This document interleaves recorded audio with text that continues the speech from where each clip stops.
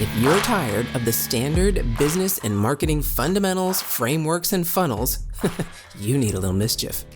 Get ready to turn up the volume on the CEO Mischief Maker podcast, where you access conversations with seasoned business owners who have smashed through mindset barriers, innovated the standard boring business and marketing playbooks, and executed future-paced strategies with bleeding-edge tools and tactics to micro-fail their way into massive success and growth. We are Mindset Impact Strategic Catalysts helping innovative entrepreneurs focus. We are CEO Mischief Makers. Ready to make a little mischief?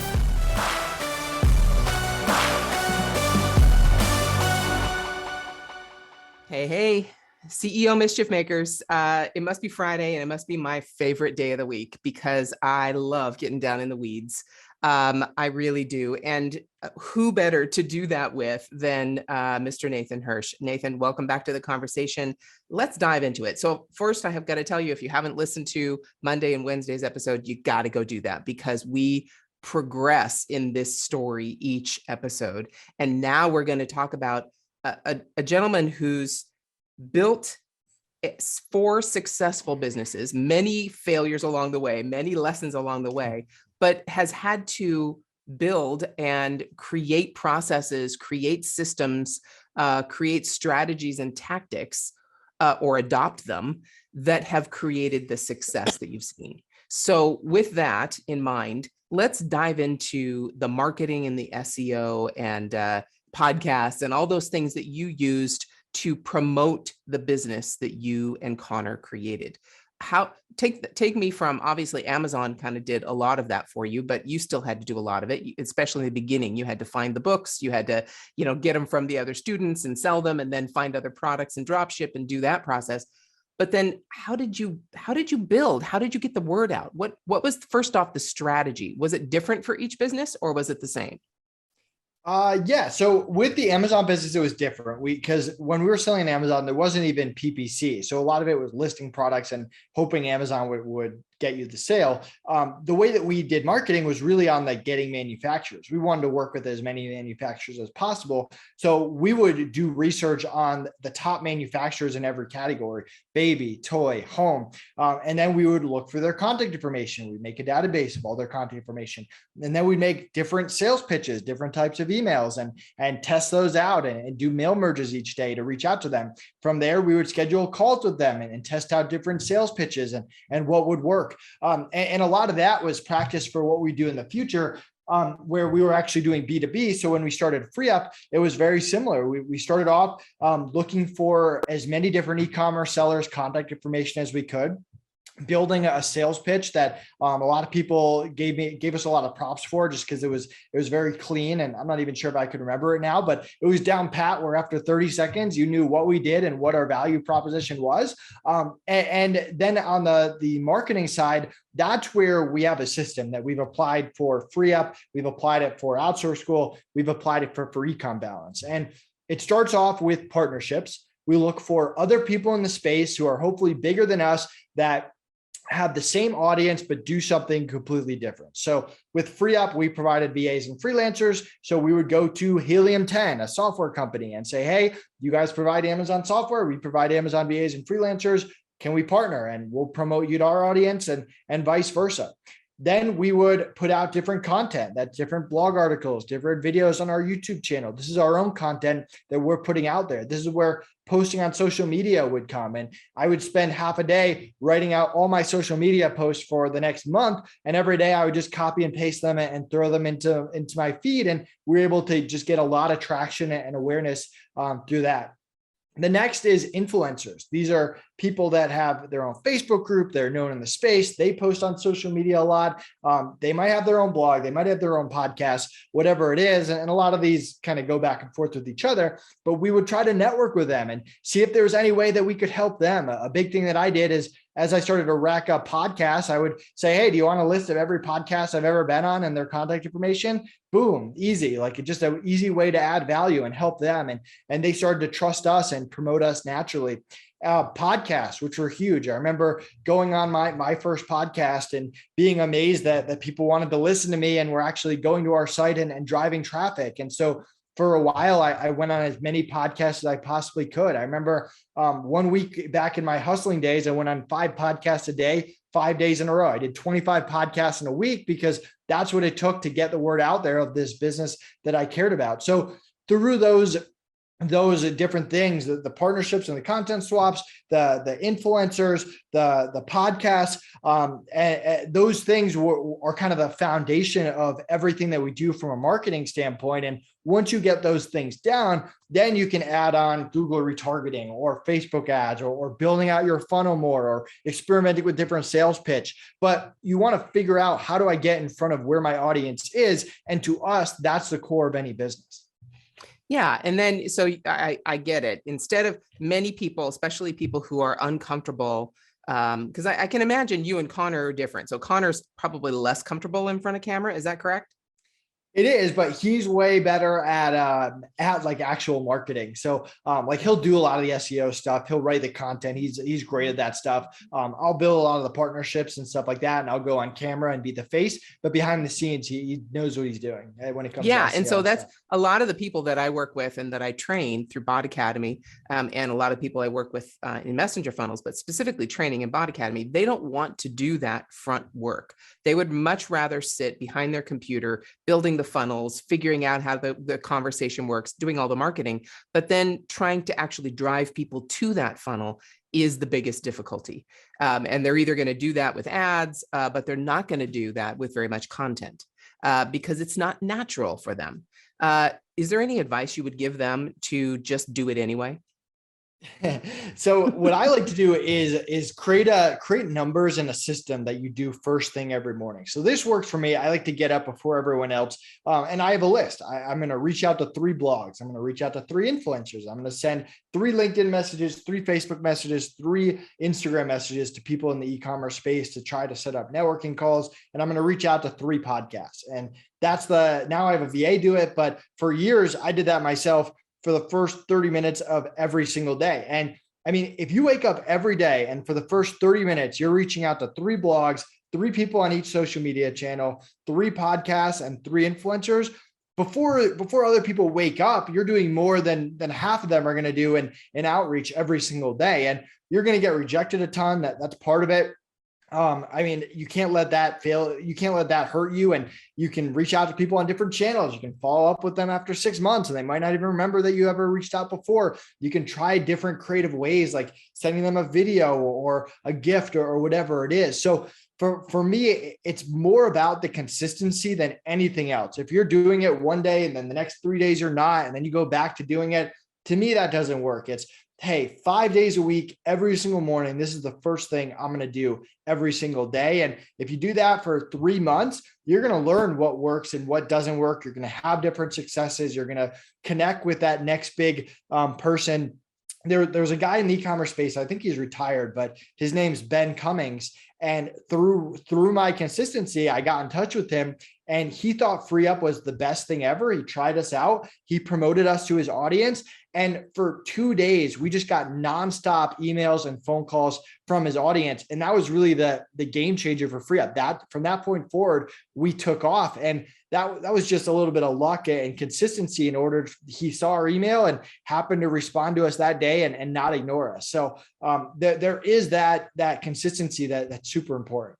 Yeah. And so tell me how you did the research to decide who to contact in those platforms. I mean, you didn't just go open up Instagram and just start looking at the first 3 people you saw. What about that? Because there's a process to that as well. You had to research who to connect for those 3 people. Tell me a little bit more about that. Yeah, I mean, going on podcasts, you can open up Apple Podcasts and look at the top 100 podcasts in different business categories, and Google their contact information. You can Google podcast lists. There's tons of blog articles with the top 20 e-commerce podcasts, the top 20 FBA podcasts, or dropshipping podcasts, or whatever your target market is. For influencers, you can do something similar. You can go on Facebook and type in keywords, and when you find an influencer, see who they're friends with and dig into their profiles and see what their companies are. A lot of influencers are connected with other influencers.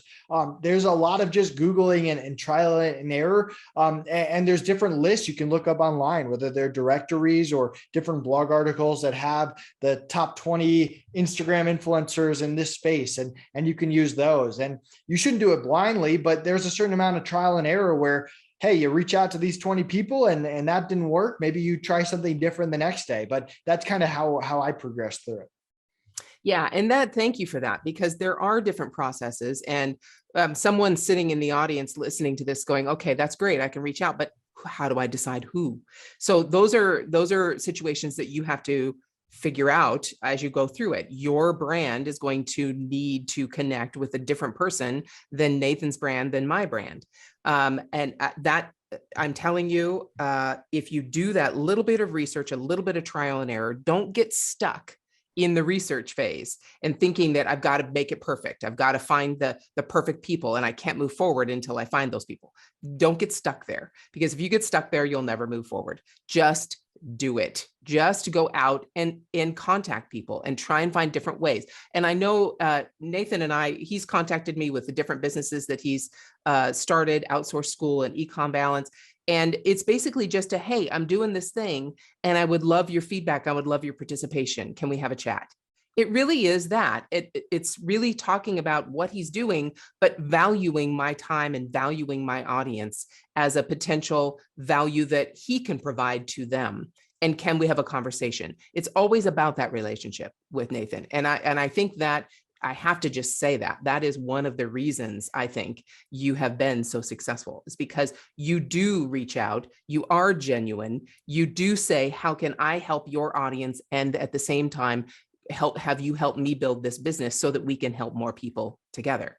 That's really what I feel. Is that kind of yeah. So I try to reach out in a persistent but not pushy and not rude way. And if someone rejects me or whatever it is, I'm not going to be rude back. I'm going to appreciate their time. I'm going to thank them for their time responding. Like if I reached out to you and you're like, hey, Nate, we've already worked together a bunch of times, like I'm busy with something else or whatever, like, great. I appreciate you responding. Hopefully we can work together in the future. If I can help you in any way, let me know and I'm happy to do it. And there's been times where I had to suck up my pride and dignity. I've had people that rejected me for years. And the second I did something great, they reached out to me asking for something and I was nice about it. And I got it. We're all busy. We have all stuff going on. Like, I don't remember every single person I've ever talked to. There's probably been people that I've said no to because I've been busy that down the line I might say yes to.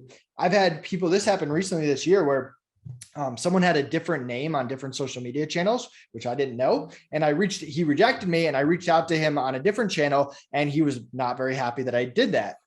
And so I ended up seeing him at a conference I was at. And the first thing I did was I sucked it up. I walked over and I just said, hey man, I just wanted to apologize. And I gave him a quick apology. And I shook his hand and he was very, very nice. And I walked away and he messaged me the other day saying that he couldn't believe that I did that. And it showed what kind of person I am or whatever. And hopefully I made up for my mistake there. So that you don't have the key isn't being perfect. The key is being consistent, recognizing when you make mistakes, being polite, always being the bigger person, and don't be afraid to apologize if you do push it too far, because I'd rather push it slightly too far than not push it enough. You're going to get way more opportunities by pushing it a little bit too far. Yeah, I agree 100%. I remember a time when I was first starting messenger funnels where I was so excited. I was just on a high with this whole chatbot thing. And I just knew everybody needed to know about it. And so I was contacting all my friends on Facebook and just sending them DMs and, oh my gosh, I've got to talk to you about this thing. And it's so amazing. And one of the gals that I contacted, I remember it so clearly because it was such a slap in the face. She's like, is this really you or has your account been hacked? Because I kind of feel like it's kind of feeling like you're spamming me or something. I'm like, oh my God, that's not at all what I was trying to do. But yes, it's me. And, totally apologized. That's not the way I intended to come off at all. I'm just so excited about this. I just had to share. And so I tempered it after that a little bit, but I was still way excited and just kept moving forward, kept pushing as much as I could to get people to understand this new thing that I was doing. So yeah, I agree. And it's all about those relationships. You never, ever know when one of the connections that you make early on is going to really blossom into an opportunity for both of you sometime in the future. How do you remember some of those specifically that blossomed and like the one you mentioned with Ben? Have there been others like that where they just all of a sudden allowed for opportunities that you just weren't expecting?